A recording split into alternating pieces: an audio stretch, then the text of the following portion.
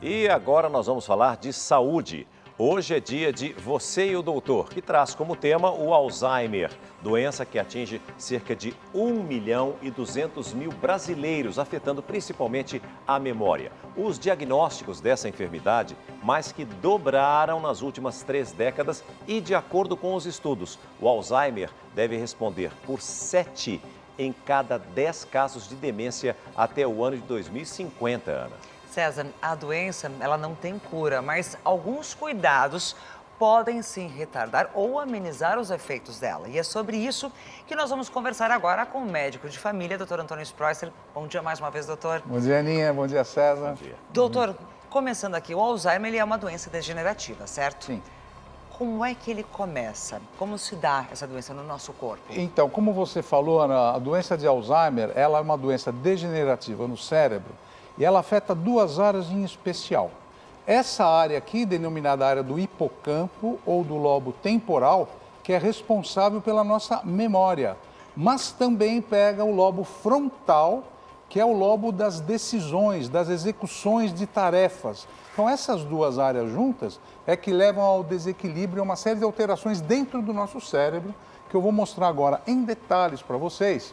Dentro do nosso cérebro, tem 2 proteínas muito importantes, a proteína beta, a tal e a beta, que elas se formam emaranhados, formam essas placas que vocês estão vendo, então o impulso elétrico ele não consegue passar.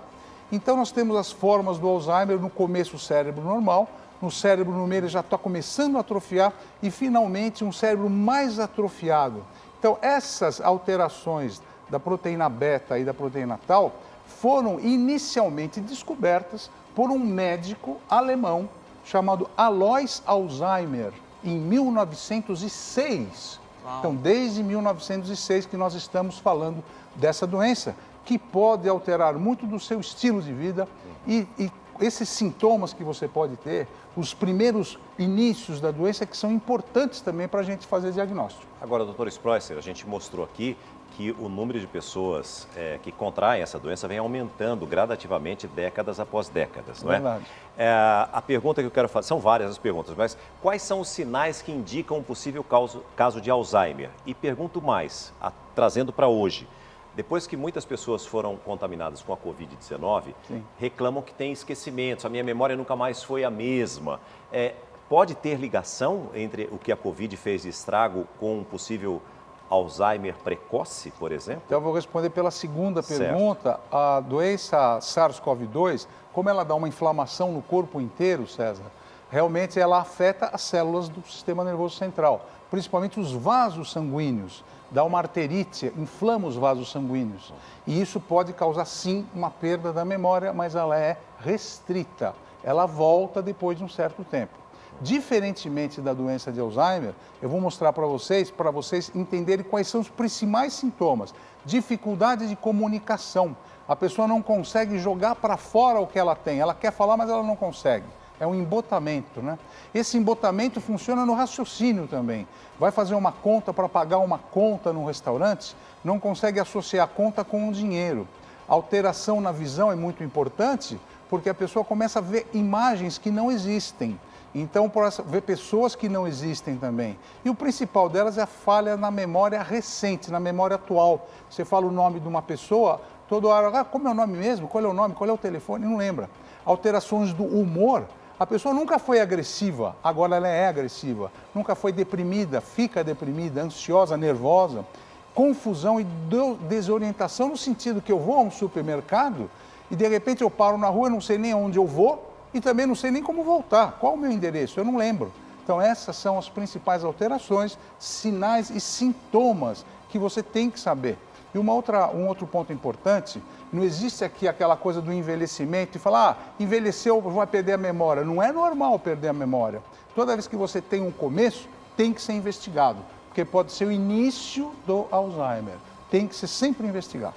Uma doença que foi descoberta há tanto tempo atrás ainda causa tantas dúvidas nas pessoas. Por exemplo, doutor, se eu tenho um familiar com Alzheimer, A chance disso se espalhar pela família existe? É genético? Quais são os fatores de risco para uma pessoa ter o Alzheimer na sua vida? Boa pergunta, Ana. Então, os principais fatores de risco agora para você desenvolver a doença. O histórico familiar é importante, principalmente se você começa a perder memória muito recente, abaixo de 65 anos. Tendo alguém na família, tem que pensar. Idade. Acima de 65 anos, a cada 5 anos dobra a incidência da doença de Alzheimer. Então, Nossa. É uma doença do idoso. A hipertensão arterial, você não deixa a sua pressão subir muito, porque as artérias do cérebro podem sofrer e o cérebro sofre também. A doença chamada diabetes também tem uma influência genérica no cérebro, tanto na célula do neurônio como na vasculatura. A obesidade como um fator inflamatório no corpo inteiro, no seu cérebro, inflama todas as artérias também. Cuidado com o tabagismo. O cigarro pode sim e é um fator predisponente e fator de risco para a doença do Alzheimer, junto com o sedentarismo. Então, sedentarismo, diabetes, hipertensão, história familiar e idade, todos eles juntos, somados, eles sim são fatores de risco que você não pode menosprezar. Agora, doutor Spreusser, você disse aqui que precisa ficar atento. Sim. Por exemplo, tem algum familiar, ou eu mesmo, olha, comecei a ter um esquecimento. Como é que é feito o exame? Porque muitos são feitos através de imagem, através de exame de sangue, mas no Alzheimer continua sendo aquele teste ainda ou tem algo mais moderno? O teste neurocognitivo é uma das principais ferramentas para você dar o diagnóstico. Então, vejam bem, esse teste neurocognitivo que vocês estão vendo, ele vai medir o quê? Vai medir a memória, vai medir a orientação, vai ter também a fala, a linguagem e a ação, atitudes da pessoa. Para você desenhar uma bandeira, um relógio com horário, esse teste é feito por neurologista, psiquiatra, psicólogo, é fundamental. Associado modernamente ao líquor. Tirar o líquido da espinha, esse que banha o cérebro, a gente pode medir as proteínas beta-amiloide e as proteínas tau, que eu falei no começo do programa. Essas proteínas estão em desequilíbrio no líquor.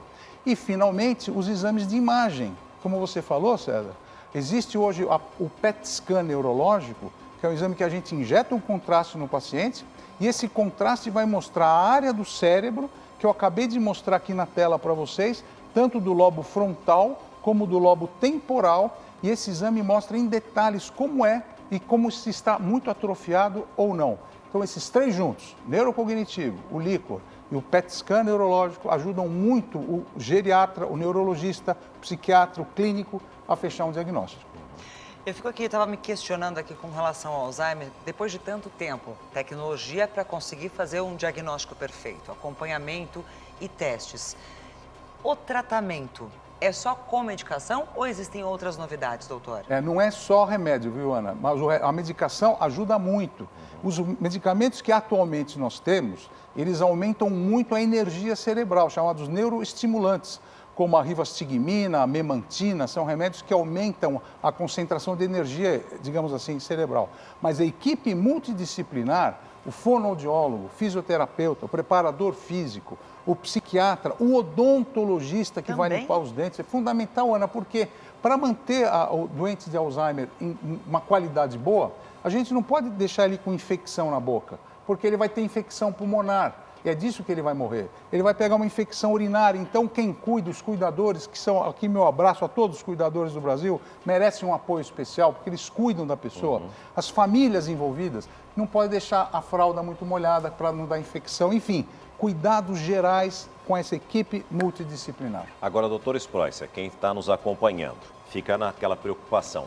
É inevitável? Será que eu terei a doença de Alzheimer? Como eu posso fazer para prevenir? É possível prevenir? Fazer exercício de palavras cruzadas? Sim. Fazer qualquer tipo de atividade para que ative mais o cérebro, para que ele não seja prejudicado no futuro? Então fica de olho todo mundo agora, porque é fundamental isso que o César me perguntou, hein? Então a gente vai começar fazendo a prevenção. Prática regular de atividade física. Se der para você fazer todo dia uma atividade física aeróbica, musculação, é importante. Alimentação balanceada com verdura, legumes, cereais, grãos em geral, cuidado com açúcar, cuidado com bebida alcoólica, boas noites de sono. Isso é tão importante para você descansar seu cérebro. O nosso cérebro precisa de pelo menos 8 horas para ele descansar de madrugada, senão ele não se refaz. Essa estimulação cognitiva também é importante você aprender uma língua nova, tocar um novo instrumento, falar com pessoas, como interação social, para você ter amigos, amigas, para elevar o teu astral, ficar bem-humorado e bem-humorado e, finalmente, redução do estresse. O estresse acaba com o nosso cérebro porque ele desgasta, ele acaba a memória do nosso... É igual o computador. O computador cheio de memória não tem mais memória, você tem que esvaziar o drive. É aquela velha história, começa a bugar, né? A nova linguagem do povo, Não é? dá bug. Então, bug. Então você tem que ter o quê? Válvula de escape, não fica preocupada, vamos embora que vai melhorar. Agora, doutor, além dessas perguntas que eu e o César trouxemos aqui para o palco, o pessoal também de casa e das redes quer participar. Tem muitas outras dúvidas, como, por exemplo, essa que vem das redes sociais da Silene Ferreira. Ela quer saber se há diferença entre demência e Alzheimer e se existe, qual é essa diferença, doutor? Então, obrigado pela sua pergunta. A verdade é assim, a doença de Alzheimer é um tipo de demência. Quando nós falamos em demência, nós temos 5 tipos de demência, temos vários tipos. Demência vascular, demência do Parkinson, a demência frontotemporal e existe a doença de Alzheimer, que é um tipo de demência. Cada demência que eu falei tem uma característica especial. Só para você saber, quando você tem um AVC, você pode ter uma demência, chamada demência vascular. A doença de Parkinson também pode levar a um tipo de demência, mas o Alzheimer é a grande ferramenta que a gente tem. Quando a gente fala de demência, a gente sempre tem que tomar cuidado com a doença de Alzheimer, que é um tipo de demência. Bom, muitas pessoas estão na dúvida e muitas questões chegam pela internet. Quem enviou também uma dúvida foi a Cláudia Borges. Ela quer saber se uma pessoa de 36 anos já pode apresentar sinais de que terá Alzheimer. Isso porque a Cláudia teve 2 apagões e não lembrava de pessoas muito próximas e queridas. Há motivo para ela se preocupar, doutor? Não, Cláudia, eu acho que você não tem motivo para se preocupar porque você é muito jovem, você tem 36 anos. E como eu falei, a doença de Alzheimer ela começa aos 65 anos de idade, é uma doença dos idosos. 36, você deve ter tido algum outro tipo de patologia cerebral neurológica, como um AVC transitório, um problema emocional, uma depressão, uma ansiedade. Procure um médico para fazer o seu diagnóstico, mas para te acalmar. 36 anos de idade é muito cedo ainda e você não deve correr nenhum risco e medo de ter Alzheimer. Bom, são muitas as dúvidas que todos nós ainda temos. O professor doutor Antônio Spreusser vai permanecer nas redes sociais do Hoje em Dia. Siga lá, @Hoje em Dia, faça a sua pergunta, ele vai responder para você. E para terminar, doutor, uma simples sim ou não. Existe Alzheimer mais em mulheres do que homens, por exemplo? Sim. Sim. Existe Sim. mais em mulheres, César Filho, porque as mulheres vivem mais do que os homens. Ah, muito bem. Todas as nossas dúvidas respondidas nas redes sociais. Entre lá, @Hoje em Dia. Obrigado, doutor Spreusser. Prazer a você. Até a semana que vem. Assunto muito importante de hoje. Siga-nos nas redes sociais e esclareça suas dúvidas lá.